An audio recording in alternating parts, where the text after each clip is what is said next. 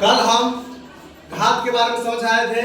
आज हम आभाज्य संख्या के बारे में समझेंगे। ठीक है, आभाज्य संख्या किसे कहते हैं उसका परिभाषा सुन लो। आभाज्य संख्या वो संख्या है जिसका केवल एक या दो गुणनखंड हो। क्या हो?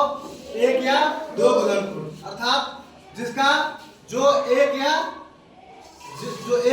स्वयं से विभाजित हो वह होगा आभाज्य संख्या।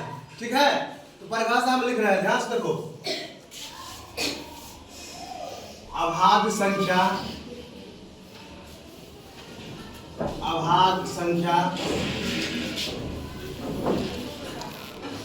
वह संख्या है जिसका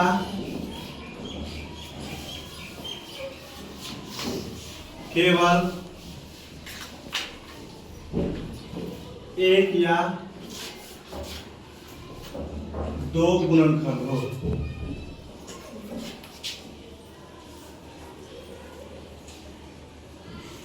ठीक है, अर्थात जो एक और स्वयं से विभाजित हो। अब एग्जाम्पल के तौर पे देखो, एग्जाम्पल के तौर पे देख लो। आभाज्य संख्या के बारे में पता करना है कि वह कौन सी संख्या है जो स्वयं और एक से विभाजित हो और जिसका केवल एक या दो गुणनखंड हो। तो एक से शुरू करो। एक क्या है? एक से विभाजित है। और कुछ संख्या है, उसके बाद आओ दो। दो क्या है? सम संख्या है। क्या है? लेकिन दो जो है वह एक और दो से विभाजित है, यानी यह एक और दो से विभाजित हो रहा है। तो क्या होगा? क्या होगा? आभाज्य संख्या होगा ना, तो दो होगा। उसके बाद तीन, वह स्वयं और एक से विभाजित हो रहा है ना। उसका एक और तीन क्या निकल रहा है? गुणनखंड निकल रहा है ना, मात्र दो निकल रहा है। ठीक है, तो तीन। अब तीन के बाद क्या आएगा? चार। क्या है? आभाज्य संख्या है? नहीं है। क्यों नहीं है? क्योंकि चार जो है वह सम संख्या है और गुणनखंड निकालोगे तो एक से, दो से और चार से, यानी दो से अधिक हो संख्या है ना। तो चार होगा? नहीं होगा। फिर उसके बाद पांच। पांच एक से और पांच से स्वयं विभाजित है, तो पांच हो जाएगा।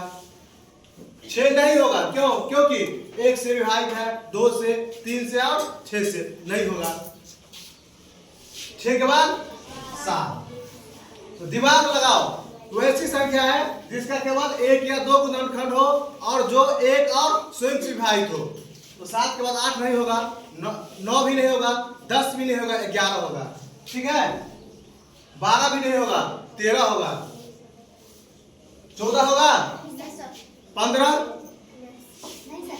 होगा, 15 नहीं होगा, क्योंकि वह एक से, तीन से, पांच से और 15 से।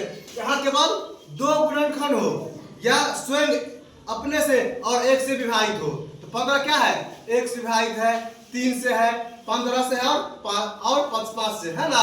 तो चार संख्या हो गया। तो ये आभाज्य संख्या नहीं है। 16 भी नहीं होगा, 17 होगा। ठीक है, डॉट डॉट डॉट लिख दिए हैं क्योंकि अनंत संख्याएं होगी। ध्यान रखना है कि वैसी संख्या है जो एक और स्वयं से विभाजित हो, आभाज्य संख्या है। तो दिक्कत समझ में आया? तो सम, विषम, अभाज्य, भाज्य अगर समझ जाओगे तो कोई दिक्कत नहीं होगा। यहाँ हम केवल आभाज्य पे चर्चा कर रहे हैं। आभाज्य संख्या में ध्यान दो, सिर्फ दिमाग रखना है कि वह इसका केवल दो गुणनखंड होगा। क्या होगा? दो गुणनखंड होगा। और कहाँ से शुरू होगा? तो दो से।